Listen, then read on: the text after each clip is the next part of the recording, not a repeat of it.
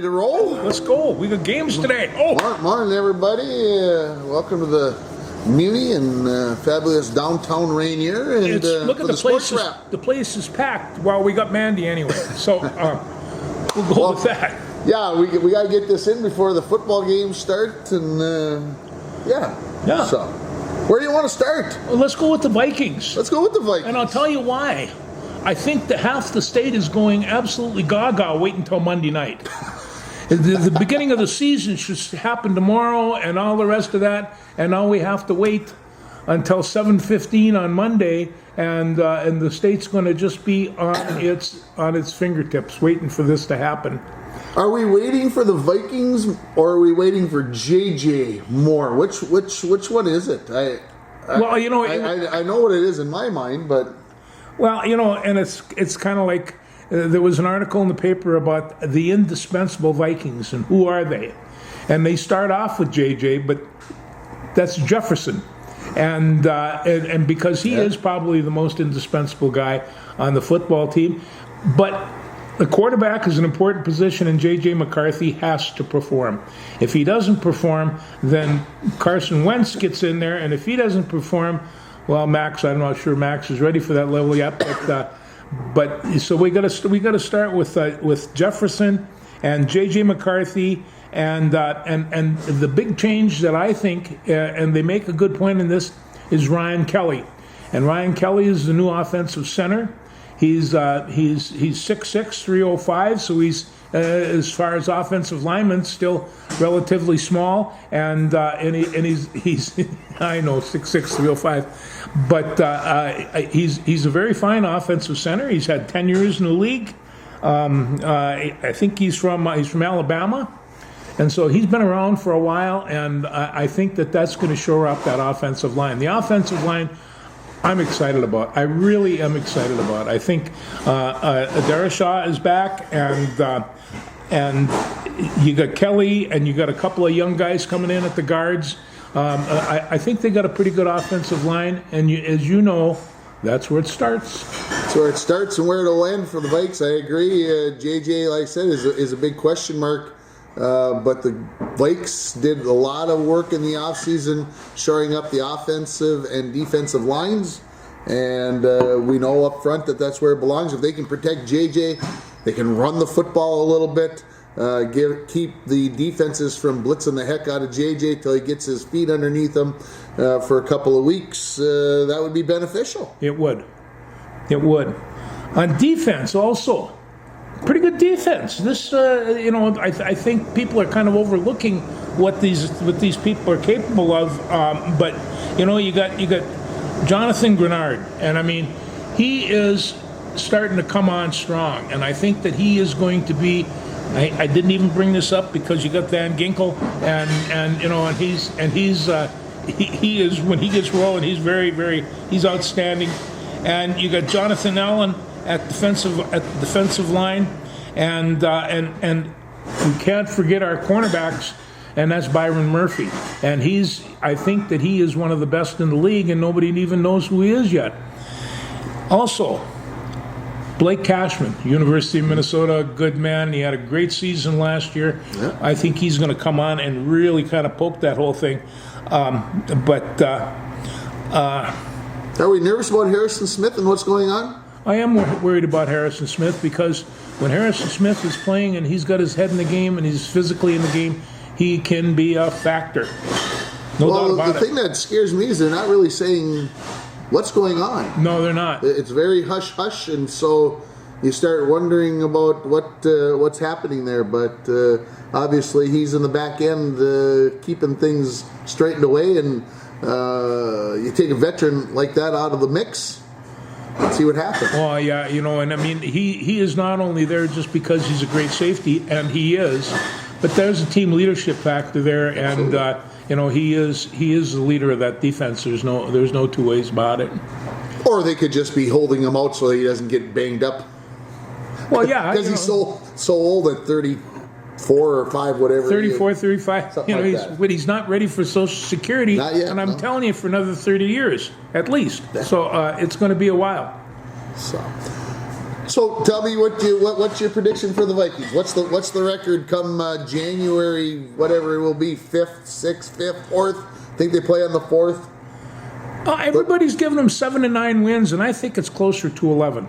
I think they're going to be just fine. The key is I think they're playing in the toughest division in the league, Most competitive. Yeah. And Micah Parsons going to Green Bay does not help that situation a bit. So I looked up some predictions for the season for records and winners and blah blah blah, and I found it very interesting. The NFC North, the one person had Detroit at 10-7, Green Bay at 9-8, Chicago at 9-8, and Minnesota at 9-8. It could be that close. it could be that close. And Chicago and Minnesota both missed the playoffs.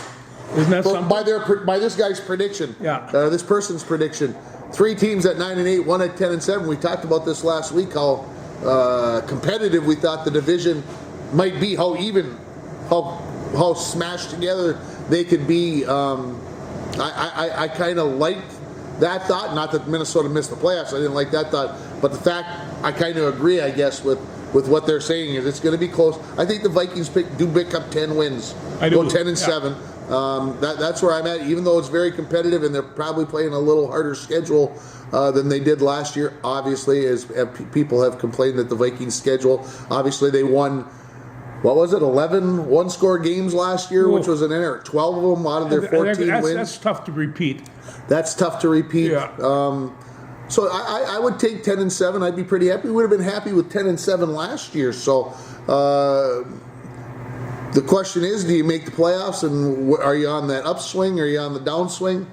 At the end of the year, how healthy you are. You think about Detroit winning 15 games, but banged up beyond belief. Yeah, I don't think Detroit's going to be the same team as they were last year. There were times last year they were outstanding. There were times last year that they played amongst the best in the league. They can run the football and they can throw the football, and that makes them very dangerous. Much like the Niners seem to have been able to run and throw the ball the past few years. And obviously, look at Philadelphia. I mean, obviously they're the defending Super Bowl champions. We know how they can run the ball throw the ball, and spit to beat the band. And spit to beat the band. Wasn't that an ungodly way to start the season? You just take a look at this, and here is this guy who's an incredible athlete pulling a jammy like that. It's going to cost him some time, and I imagine some money as well. And it's just, you don't go gobbing on the opposing quarterback. Well, A, what are you doing on the wrong side of the ball? Okay. B, you've been playing football for 15 years at least. You know that you don't walk across and start. You can jibber jabber, I guess. You shouldn't even be doing that. Let your play talk. I just that's jacked up beyond belief, and I don't know. No, and I'm not sure Philadelphia is the team that they were last year, but the fact of it is, and I have to say this about the Chiefs too, you gotta beat them to prove it. And the Chargers did apparently. And the Chargers, they in Brazil. Yeah, in Brazil. That's amazing where they're playing. Don't tell me football's not going worldwide. It is. I mean, the Vikings are heading for Europe for 2 weeks, and it's Hey, it'll be fun to watch. You know why? 8:30 in the morning. Because you get to get up and have a Bloody Mary with the Vikings. Yeah. That's key. That's paramount. That's vital. On the other hand, I have to take a look at Detroit, and they are not going to be the same team without Ragnow. Big Frank was, I think, the best offensive center in the league last year, and they've got to replace that. Tough to do. Tough to do. All right, I told everybody last week that you were going to come and tell us your picks for the playoffs and the Super Bowl. Did you accomplish the task? Well, did you make a liar out of me, or did you make a truthful guy? No, I'm just saying is that the two guys that are on there, the two teams that are on there, Philadelphia and Kansas City that were there last year, who's going to beat them? And I went through the whole record down there, and I just said, which one of these guys can come up and consistently beat them? And I couldn't come up with anything. So I'm just saying that I think Philadelphia still has a shot to repeat. I don't think Kansas City does. They might come out with somewhere like, I mean, I'm telling you, I started looking at all the changes and stuff that were made. Las Vegas comes to mind. They've got a really good team, and they've got a brand new coach, young guy. Well, he's not young.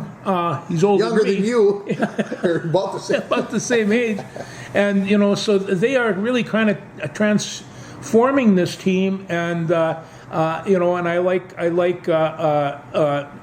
Genty is really an outstanding running back. Every time he touched the ball, something happened. Yeah. When I watched him play twice this year, he played the first quarter. They yanked him. They weren't gonna put him. But I'll ask you this: is the running game back? Is a halfback, as a running back now, is that a meaningful position on the football team? I think it is. Well, I think it's always been meaningful. I mean, I think over the last 10 years we have understand that the pro game has changed. Well, the college game has changed. I mean, we don't have the Billy Sims, the Eric Dickersons, where he put the tailback back there 9 yards, put his hands on his thigh pads, and lean over and run downhill, and that's all he does. We won't ever see that again on a consistent basis. But what we have learned is that you got to run the football to be able to win. You can get away with maybe just throwing the football to win games, but if you want to be standing on the podium, the thing with the confetti coming down and holding a trophy at the end of the year, you've got to be able to run the football in some capacity. Kansas City maybe has shown that not wholeheartedly true. They like to run the ball. I think they'd like to run the ball more. But when you got the magician back there throwing the ball around, you can make things happen. But having said all that, teams know, and Philadelphia kind of drove that home last year with Saquon Barkley. If you're gonna be multi-dimensional, if you're gonna win, you got to be multi-dimensional. Is what I'm trying to say. Well, yeah, and to have the best,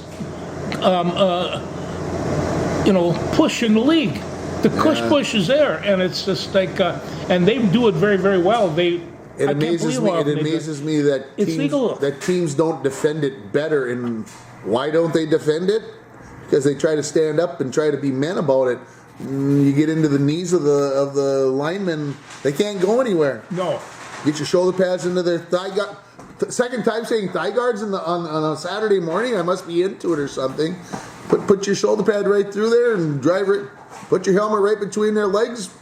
Where the heck are they going to go? No, I played a position in which digging under the turf was just as reasonable as staying on top of it. You have to stay low. You had to really, I had people get so frustrated that they throw punches at me. They just, because I was short, I could get underneath. And I was big enough to stop that. So that's what I always say. Why don't they just dive for the ankles and bring those linebackers up? And that's not what you're supposed to do in the NFL. Apparently maybe they'll get smart. Maybe.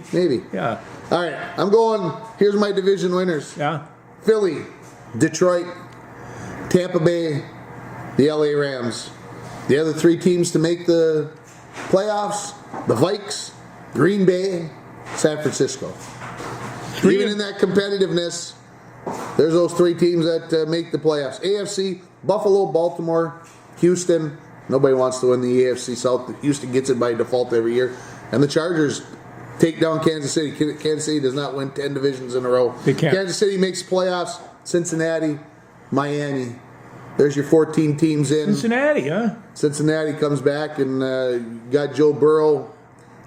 But you always got a chance. You always do. Joe Burrow's that good. Yeah, he is. Buffalo wins it all. I can't disagree with that. I don't think they will because they find a way to freeze or to choke. They got a great football team. Don't get me wrong. Josh Allen directs that team, and he's on the ball. He really knows what's going on. Defensively, that's a little bit, Or Baltimore. Buffalo or Baltimore. AFC wins the title this year, either Buffalo or Baltimore. they play for the AFC Championship, and whoever wins that wins it all. No, I think right now it looks to me like Philadelphia, and it could well be Baltimore, and because they got the big D, and they can run you right over. Did you stay up and watch the second half of the Philly-Dallas game on Thursday night? I didn't. No, I recorded it and then finished it in the morning. Okay. But I caught what the it heck right to happened fourth after the quarter. lightning delay? What did both teams decide that they were done for the night? or- Yes, they didn't score. They just sat around and hammered each other in the middle of the field. There was really nothing very good that was going on there. It was boring. Tell me what did CeeDee Lamb not do? What did he do that everybody on the Twitterverse, the Xverse, is mad at him? Well, I think that's what he didn't do. What he didn't do. And he didn't. I mean, Did he drop a ball? He dropped the ball. He didn't. He wasn't even close to one. He just did not run very crisp routes. And I mean. And his CeeDee friend Lamb Amari was- Cooper hung it up this week. Speaking of the Raiders and wide receivers, he hung her up. The kind of little surprise. for the Raiders. You were surprised by that, weren't you? I was. Yeah. Oh, I just. All of a sudden, the maybe a little bit of the passion from what I'm reading, from what I'm seeing on the Twitterverse or whatever else, maybe a little of the passion gone. It happens. It does. Big, Big Frank obviously beat up, whatever else, but all of a sudden you're like, There's got to be a better way to live. Do I want to go do this? Yeah. Anyway, how about your Gophers today? Oh. Big win coming up for the Gophers. You would think? There's some things that's going to have to work out there. Number one, I think that they have a set of young receivers that they haven't proven themselves yet, and I think they're going to throw the ball a lot today. And they have a running game. You got Darius Taylor, who is as good as anybody in the country right now. I think that their running game and everything is probably pretty solid. They've got. Thank God for the portal, because they were able to rebuild their offensive line, and they've got a fairly good one. They kind of showed that last week against Buffalo. But there's some things that they have to work out. I think they have to decide what kind of football team they want to be. And Fleck is running around waving his paddle and saying they're going to be this, they're going to be that, but they're going to have to prove that on the field. I'm not sure that that's going to have anything to do with it today. But next week they play California out in Berkeley, and that's going to be their first real test. Yeah, absolutely.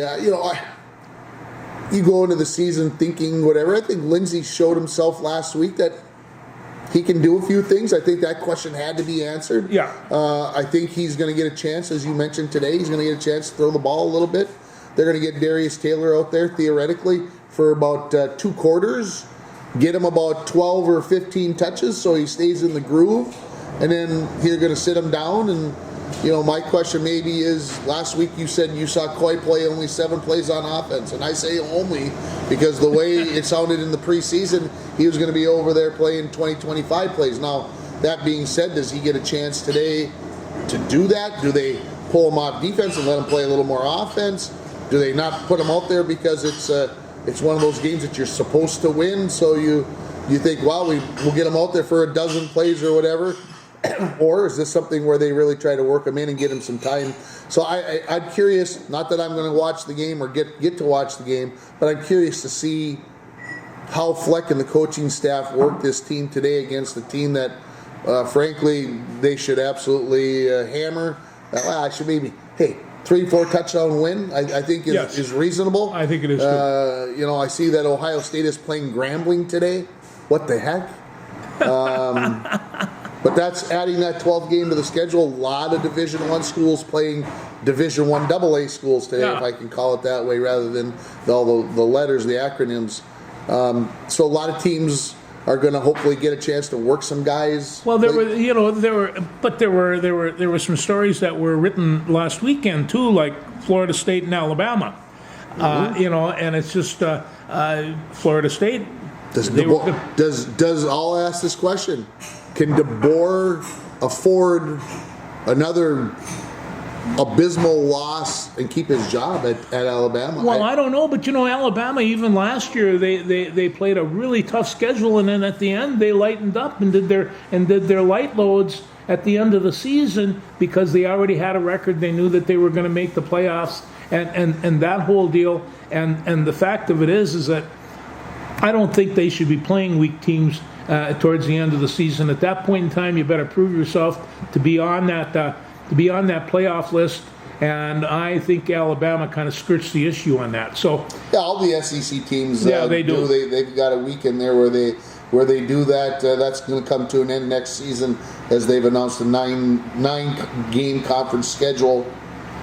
Florida State was 2-10 last year. 2-10. And I know you can rebuild through the portal and you can throw millions of dollars at NIL and the whole thing, but the fact that Alabama got beat up by, for lack of a better term, by Florida State shows, well, maybe that old what's his name, the old coach, maybe he's got it going on, and I like I said, if DeBoer, if they lose another game in big fashion, oh, he's gone. I don't know if he makes. I don't know. That could be get off the plane and here's our meeting. We're gonna put an interim in, and we're gonna do something vastly different going forward. So that's a scary thing to think that that DeBoer could take over. What, this is his third season, I believe. Third season. And Alabama, who was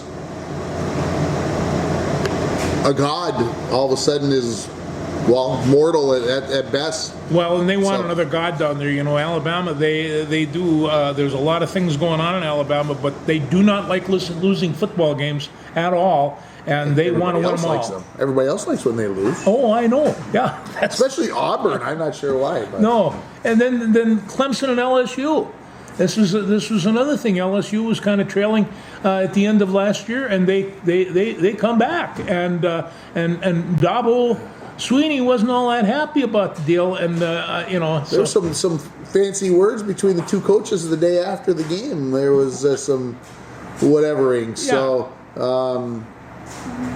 I was shocked that Clemson was ranked number 4 in the preseason polls. Again, I know teams can reload, but Clemson wasn't a great team last year, not even close to a great team.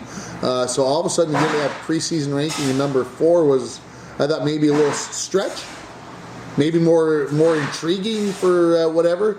We're like, hey, so it's a long season. It's hard to believe we're already talking week 2 of college football. Yeah, it is. Yes. Iowa State today. Oh, what a dandy! Speaking of teams that don't like to lose to each other.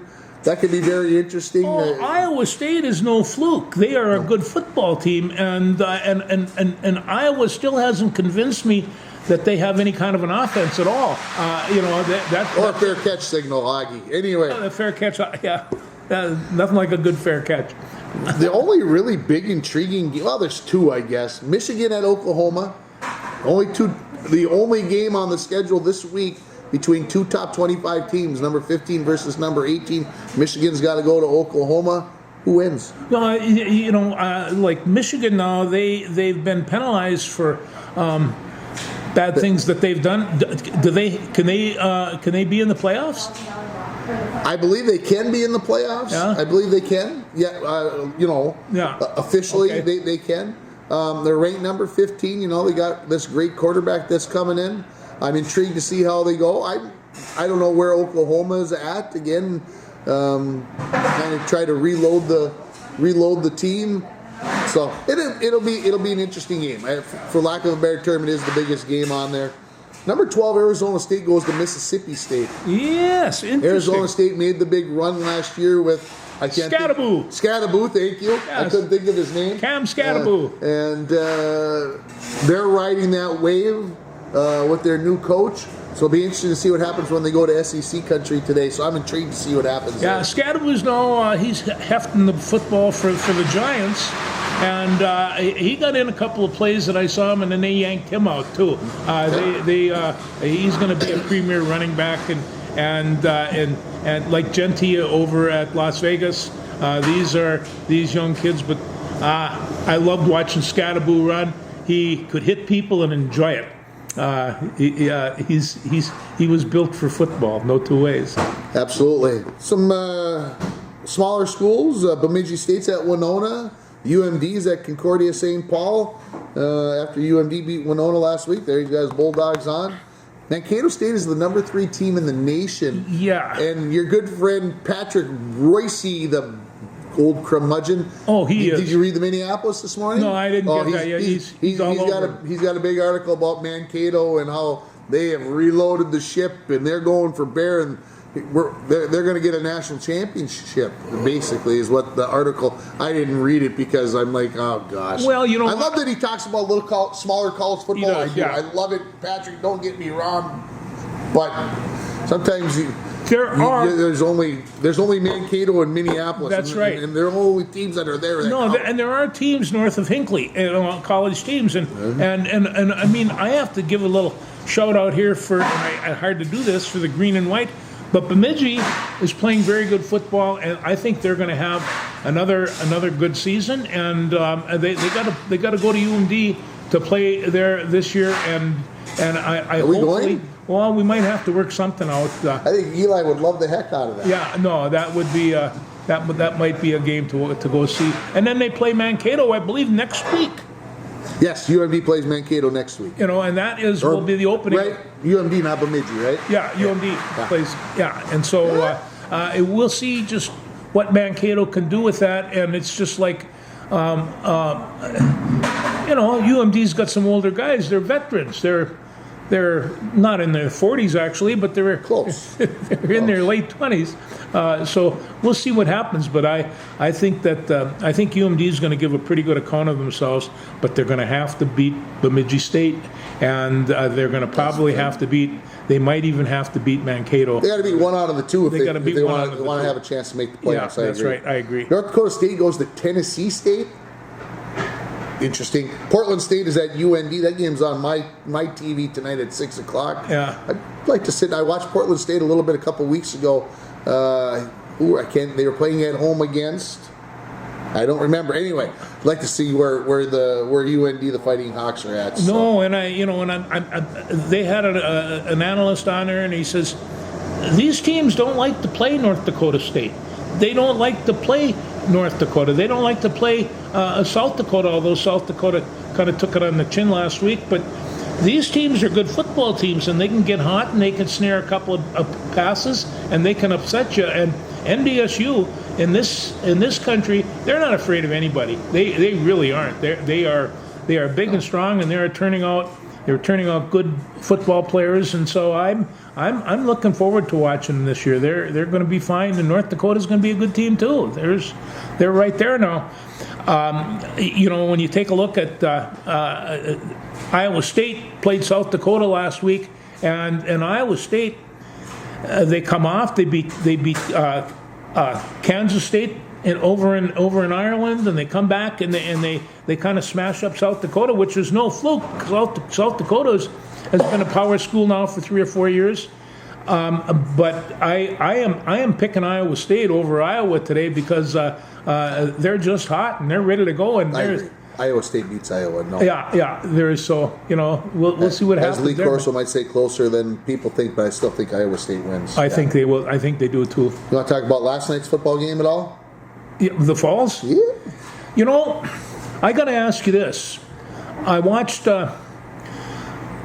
Kane Thompson play football last night, and when I was sitting there watching him and watching all the things he did, he caught 2 passes for 95 yards and 2 touchdowns. That's pretty good. And it's, considering that he also played football, he played fullback, he played defensive end, he played linebacker. He is all over that field. Somebody has got to be looking at this kid as a potential recruit. Oh, I think period. Yeah, absolutely. He is getting bigger and stronger, and he's so fast. I've been trying to convince him that he should be playing tight end. I know he likes to play linebacker, and who doesn't? I mean, come on, if you've ever played linebacker, if you love football, you gotta love playing linebacker. They're all smiling, those linebackers. All you gotta do is smell the leather and go chase it down, so to speak. No, he has got the size to be a tight end, and I really think that there's a school out there that should be looking at him in that fashion. He could carry another 25 or 30 pounds, easy. And with that speed, I mean, he just ran away from people last night. He's the best Bronco I've seen in that field in quite a number of years, and we've seen some good ones. But this guy is capable of doing an awful lot of damage, either on offense or defense. But when he busts loose and is blitzing, he's dangerous. He can cause you a lot of commotion. And yeah, he's very, like as you mentioned, he's very fast, so he can. He's difficult to block.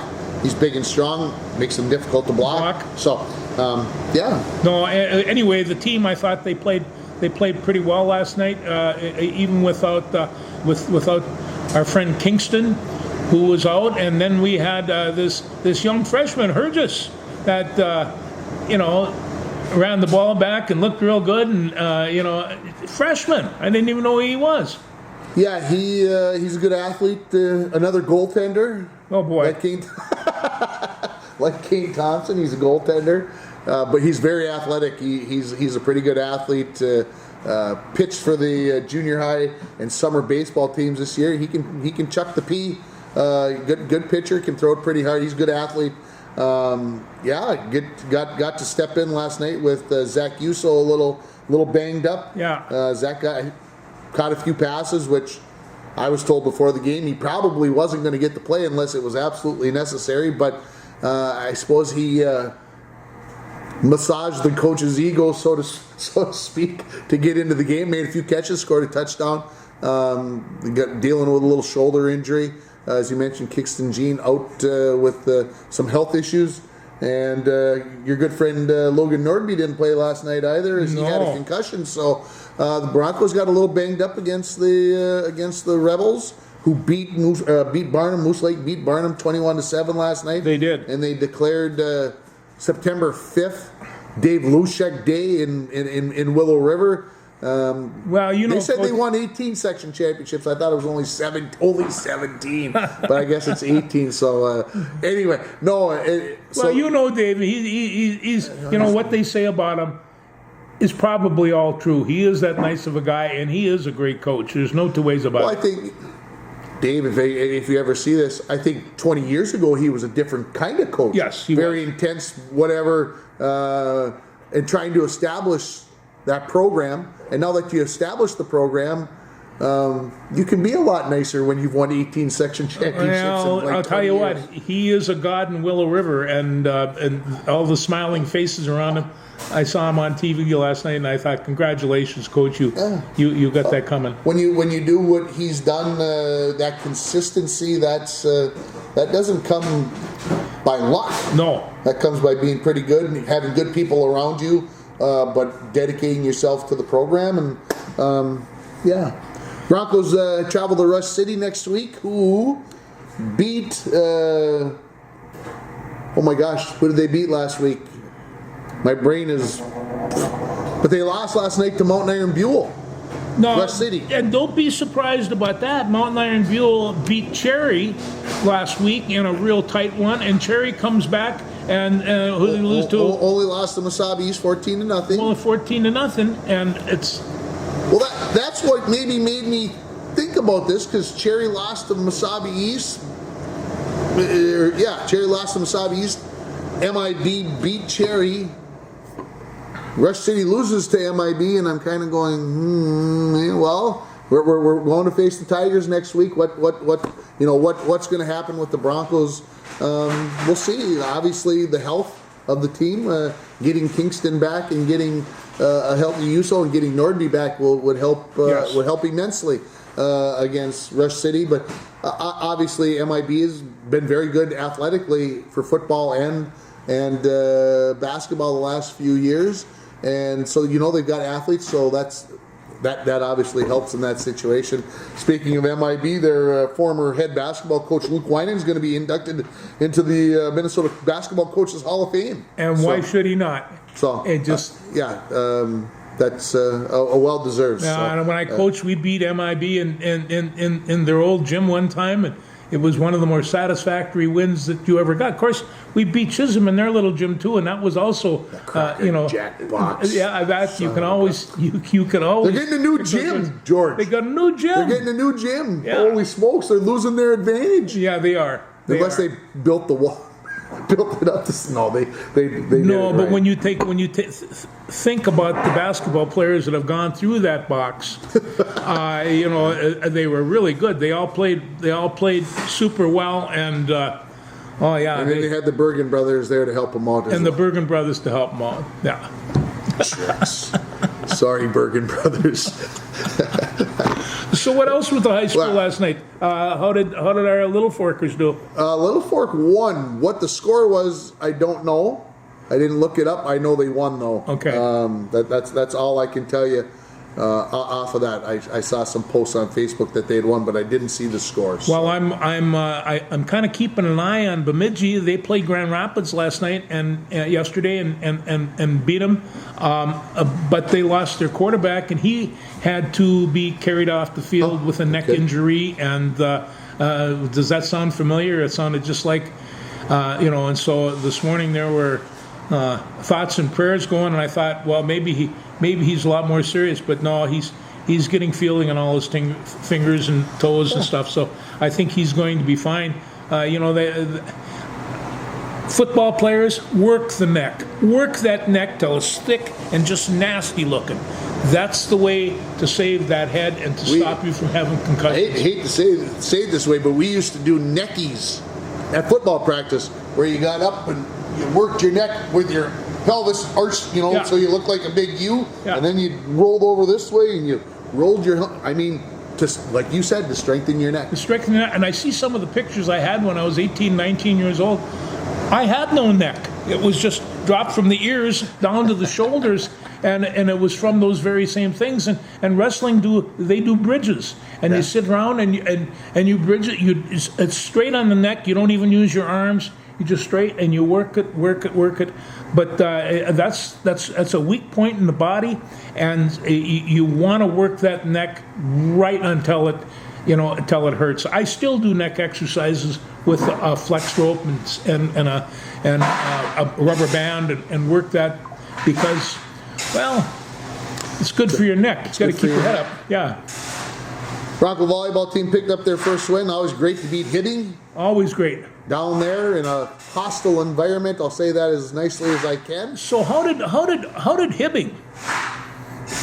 How are they at where they're at? What happened?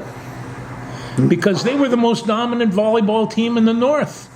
Your head coach retires after 35, 40 years, whatever. Nusich finally And she's a packed it great in. coach. Great coach, and then you get somebody in there that isn't as committed, and you think about. I think back to the Hibbing volleyball program. They're again no judgment here because there's schools that do this. They had a great volleyball program and a great girls basketball program, but in the spring, the girls played volleyball. They didn't play softball. No. They maybe didn't run track and field. Yeah, They played volleyball, and so I think right now they're going through a time where their softball program is on the rise a little bit. They got a great pitcher, and so their softball team. So girls are going out to do those kinds of things. So the volleyball team isn't what it used to be. You think, again, no offense here, but you think about MIB girls basketball. Volleyball program maybe isn't as strong as it could be. Softball isn't maybe as strong as it could be because those girls, there are some that play all three of them, but there's some girls that in the spring they're playing basketball. They are. They're not. And MIB was up here. They had a Zubich girl, 8th grader. She's like 5'10". I'm like, what? Craziness. Anyway, It is. So, very good athlete. Think she's going to be around for the next 4 years. Of course, the Zubich name is very, very known in those parts. So, swimming team picked up their second win. Nice win over in War Road. And the Way to go, JJ. Cross country kids went over to Roseau. Had a nice day over there. So, again, everybody's in action. The JV football team won down at Masabi East on that was on fun. Wednesday, 14-8. They play Deer River at home on Monday. Oh, we might have to sneak over. junior high team got started, football team got started this week, and they play at Chisholm on Monday for their first real game. They played in a jamboree on Thursday. And of course, the volleyball teams, the junior high volleyball teams have been at it, getting better. We've got 16, I think, 8th grade girls out for volleyball. Good. And my wife, God bless her heart, she went down to watch our granddaughter, who's a 7th grader, play. And she said we stayed and watched. My mom and my sister were there. She said we stayed and watched the 8th grade play, and she goes, I was thoroughly impressed. She says that the future's bright. So there's a scouting report from my wife on the future of the Bronco volleyball team. And it's not just the girls volleyball. The 8th graders they've got pretty good football. 7th and 8th graders we got 25 kids out for 7th and 8th grade football, which is outstanding. It is. Hope the kids all stick with it. Yes. Did you watch any tennis this week? I did watch some tennis. In fact, I watched my friend Carlos yesterday. You know, the guy with the skinhead. Take apart Djokovic, yeah. and it just Djokovic had a couple of chances, had a break in there in the second set, yeah. And Alcaraz is at a level, and Djokovic, from the little bit of the press conference he did afterwards, knows that the end is near. He's 38. Don't take that the wrong way. Oh, and for what he's accomplished at 38, and what he's accomplished his whole career is just absolutely amazing. Think that he's still in the semifinals of the majors. Yeah. And like he said, to go 5 sets against Alcaraz or a Sinner, I can't do it anymore. I maybe can beat him in a 3-setter, in that fashion. He said, but to go 5 sets with these guys, I can't last do that year anymore. They played and they went 4.5 hours, maybe even a little longer. I mean, for that kind of constant physical exertion, and you see them that they go over after each set and wipe themselves down and take a drink and all the rest of that. They have to do that, or they're not going to be able to continue. It's brutal. They said Alcaraz played his match yesterday against Djokovic was 2 hours and 23 minutes. That's the longest match he has had in the entire tournament. Think about that. I mean, usually for men, you're going to play a couple of 3-hour jobbers like Sinner has, but Sinner and Alcaraz play on Sunday. One of them obviously is going to win the title. The last 8 majors have gone to those 2 men. We might as well just get used to this, folks. Unless there's an injury or something, these 2 guys aren't going anywhere. I still wonder about Sinner with his steroid, his drug thing that he had a year and a half ago. Was it really accidental? Is he still doing something there? I know he's good. Something doesn't feel right there. Don't whatever me on that. But Sinner and Alcaraz are going to be around. We just got to get used to it. That anybody else that wants to get to that inside that top 2 has got a long way to go. It's tough to see it that way. That men's tennis is I do have to bring one thing up. This Naomi Osaka's. Yeah. What an outfit! Did you see that? Bloomers. They were just it looked like something from Alice in Wonderland. Alice in Wonderland. It really did. Or Cinderella. Cinderella. And of course, outfit like that should be worth a couple of points, but it wasn't. So. Thought Pegula was going to take down Sabalenka the other day. She tried, gave it her best effort, played a great match, but Sabalenka is just out of her mind right now the way she plays. Amanda Anisimova from the United States. That name doesn't sound like it. She's from the United States, but she is. She is. And she lost to Swiatek at Wimbledon 0-0, double bagel. Scary stuff. Looked scared, played not well. Beats Swiatek Iga in the semis, and now is in the finals to take on Sabalenka. Does she have a chance today? Well, I don't know, but just her making it into the finals, that's a boost. I mean, she just all of a sudden, she knows she has the talent. Her coaches know she has the talent. They said, I think, that this makes an American woman in the major finals like 6 or 7 in a row. Oh, I'm sure. Yeah. I thought that's incredible. I mean, that's a scary number. Now, how many have they won? Not many. But Sabalenka, who's been the number one player in the world all year long, hasn't won a major this year. How do you stay at number one and not win a major possibly if Anisimova can pull that off? Yeah, I'm not sure how those ratings go. I mean, I know you got to play out. You get a certain number of points, but Sabalenka's been making the finals and losing, or making the semis and losing. So you're still gaining a lot of points that way. Well, there's an awful lot of good tennis players. They don't make it. They don't make it into the 16, and so they get hammered right from the beginning, from the get go, and it's you just think back, ooh, and you're good, and you just got hammered. So it's the American men had a very bad showing after they did so well last year. That things didn't go well for the American men, but hopefully they will bounce back. The Minnesota Lynx lose to Las Vegas, who have now won 13 in a row. On top of that, should we be getting a little nervous? Well, no, but we should be aware that the fact that there are 4 teams that are rated ahead of New York Liberty. And so, Las Vegas being one, Atlanta, Phoenix. I mean, these teams, they can beat you. I do think that right now the Lynx are gliding a little bit, and maybe this is what they want to do there. Are they going to be able to pull out of that glide and hit the afterburners again? I'm telling you, FISA is she's not going to let that team fold. That's not a paper bag team. That team is solid. They're 32-9. They're 32-9. They're 32-9. Yeah. Stop. Yeah. They're all right. Yeah. But they got to be aware that there's some other teams that are looking for them, and they think that they can beat the Lynx. And once you have that attitude, who knows what'll happen? They get Golden State tonight out there. They get Golden State at home on Thursday to end the regular season. They get the Fever in between Indiana, who is now Caitlin Clarkless, who has been shut down for the season. Caitlin Clarkless, I like that. You like that? Clarkless? That's good. Yeah. She that groin injury is not going to come around. So with only 3 games left, they're going to excuse me, they're going to shut her down for the season. Makes me think of popcorn. Yes. So like I said, 3 games left. Number 1 seed wrapped up, but the Valkyries, Golden State. Yeah. Expansion team, they've made the playoffs. Yes. Interesting. The Valkyries were the angels that brought the warriors to Valhalla from the Wagner opera The Ring. And that's where the Valkyries are, right? Of the Valkyries, I think it's a great name. I'm going home.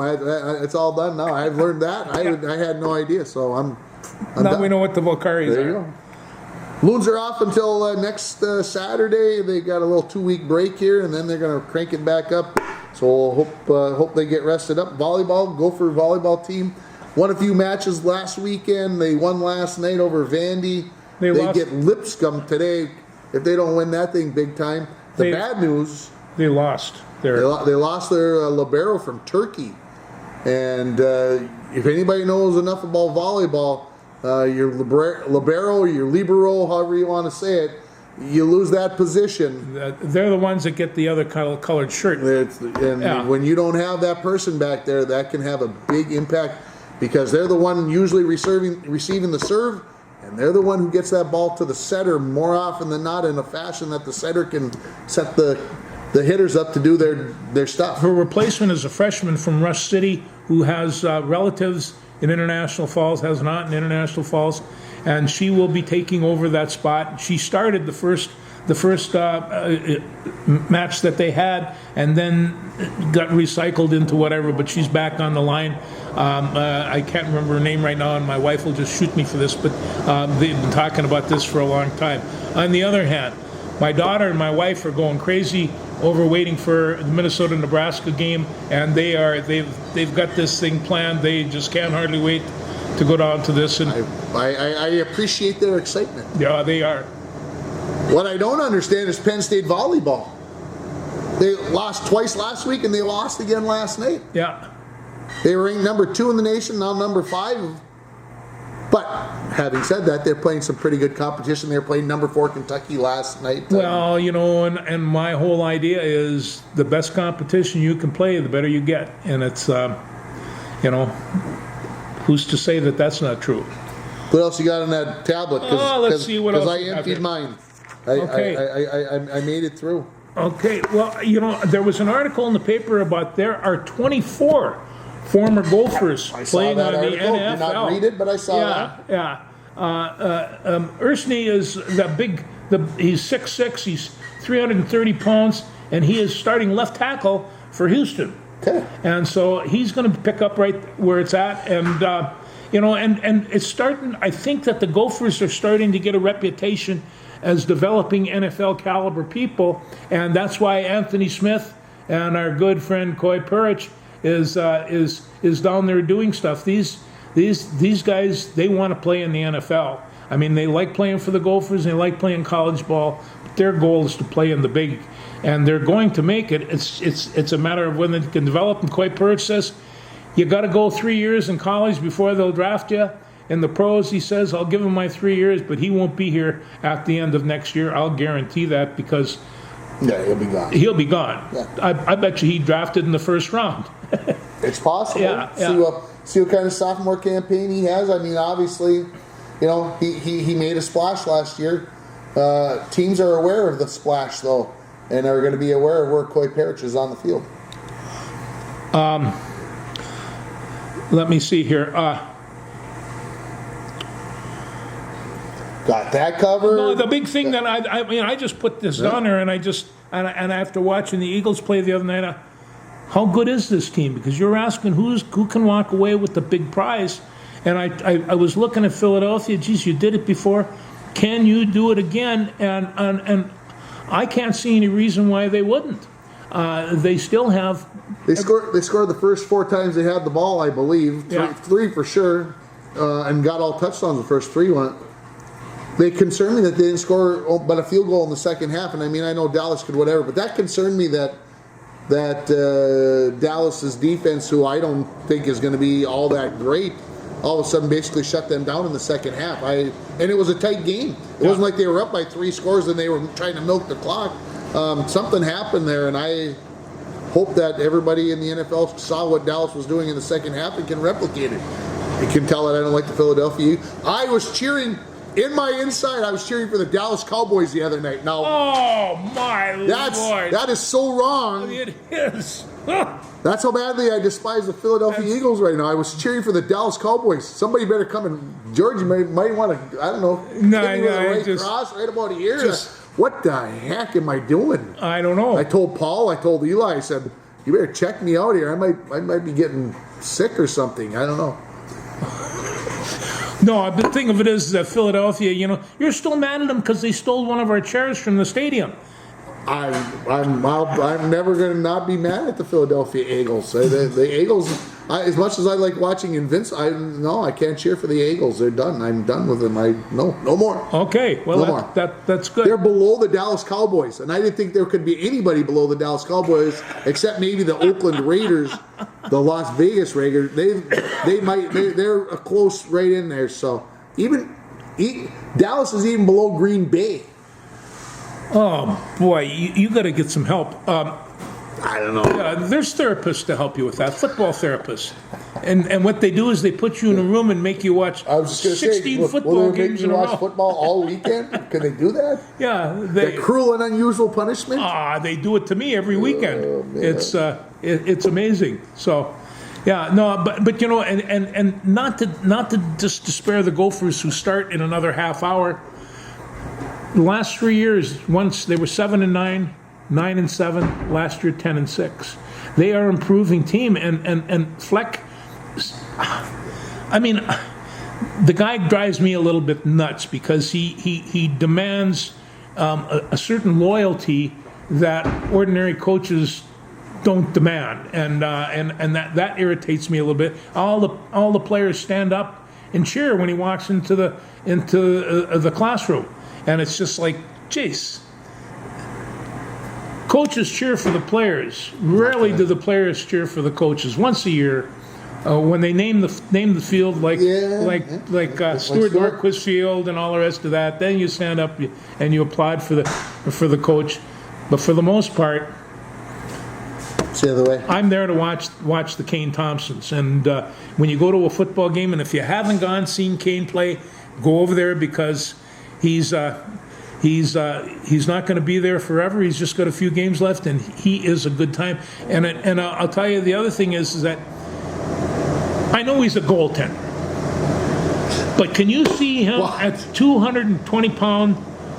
He'd be a state champion wrestler. He would just be that, big and that strong. I was wondering where you were going with Yeah, that. and so that would be interesting to see what he would be like as a wrestler. Yeah, it really would. So if he'd been in another school like, well, I hate to say Grand Rapids, but another school that had a wrestling thing going on, even Bemidji, he would be an outstanding wrestler. But he's an outstanding goaltender. I told him last night. I said, "You look better in the 73 than you do in the 13." He didn't agree with that. He said it's a little big. He said it doesn't fit quite as nice as the 13 jersey. Anyway, No, but you get in the old days, the center was the 50s, the guards were 60s, the tackles were 70s, and the ends were 80s, and that was just kind of the way it was. Now you can have a defensive tackle who's 1 and 3 and all the rest of these.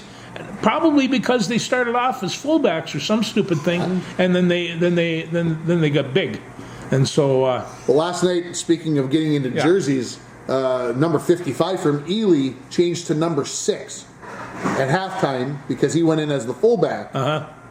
You should have seen him try to get on that number 6 jersey onto that frame. Little tight, huh? It was really tight. He put that second arm in. I thought he was going to dislocate his shoulder. Yeah. And the coach pulled it down over his stuff, and I'm like, I didn't think you were going to get him in. I was going in to make sure the locker room was all locked up, and he was in there changing jerseys, and I'm like, wow. Well, that's like Kane. He played the fullback position, and it was more of a blocking back. I'm not sure he carried the ball once, but boy, I'll tell you what.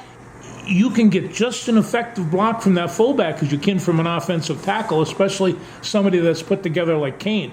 And he was leading the way down there, and you just saw everything kind of just fold away. And I noticed that nobody throws the football anywhere near his direction either when he's on defense.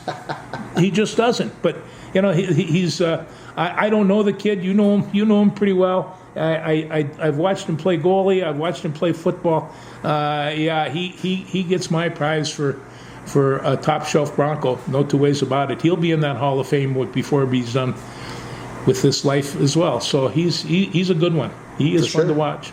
All right, that's almost an hour. We better get out of here so you can go watch the Gophers play football. Thanks, Have everybody. a good weekend. It's a great weekend. It's going to be rainy, crummy. Good time to watch football. Have a good time. Monday night. Happy birthday, Vinny.